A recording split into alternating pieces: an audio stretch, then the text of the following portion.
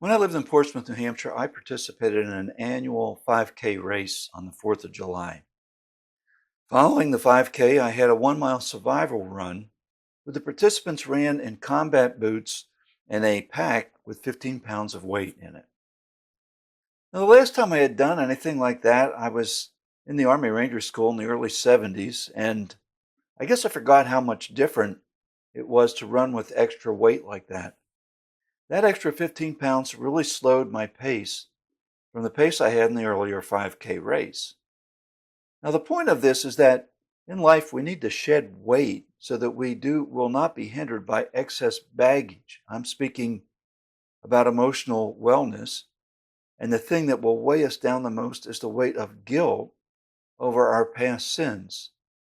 Past sin will heap upon us guilt, remorse, regrets, shame, all kinds of emotions, and often this can result in depression, anxiety, anger, and other kinds of things. The Bible gives us a clear solution for these issues. It is confession and repentance. And this is what Paul alluded to in his writing to the Corinthians. Let me read it to you. For godly grief produces a repentance that leads to salvation without regret, whereas worldly grief produces death. Here Paul refers to two types of grief.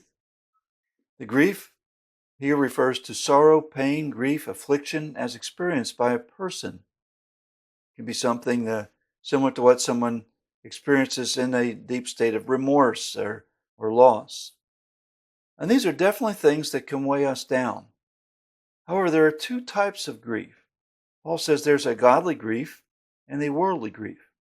He explains that godly grief has the idea of great remorse in the heart of a person because of the wrong done, which will bring one to repentance and deliverance from guilt. But worldly grief has no such remedy.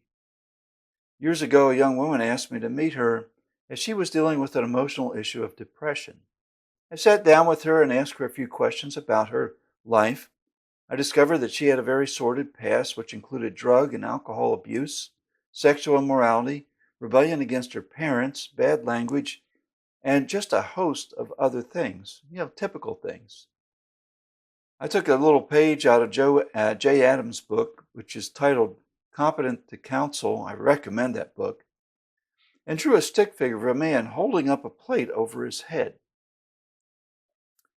Then I drew down arrows on the plate and labeled each one with the sins that she had revealed to me as I talked with her. I wrote on the side of the plate in large letters, guilt, G-U-I-L-T, and told her that the weight of guilt was crushing her. Now she was paying really close attention and wanted to know how to deal with the guilt. And I said, well, you can't take care of it yourself, but I know someone who can. His name is Jesus, and he can take your guilt away. Then I shared the gospel with her, and she received Christ. Her transformation was remarkable. The next day I spoke with a man who knew her situation, and he told me that she had expressed faith in Jesus last night and was a totally different person. She was joyful, and she experienced emotional wellness as godly sorrow brought her to salvation and repentance.